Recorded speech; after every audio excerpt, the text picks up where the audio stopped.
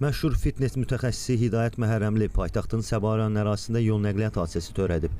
İdmançı hadisə anını sosial şəbəkədə paylaşıb. Görüntülərdən məlum olur ki, o saatda 90 km sürətlə hərəkətdə olarkən diqqətini yoldan yayındırır və bir əli ilə telefonla çəkiliş edir. Bu zaman Mercedes markalı avtomobil idarəetmədən çıxaraq bordura çıxır.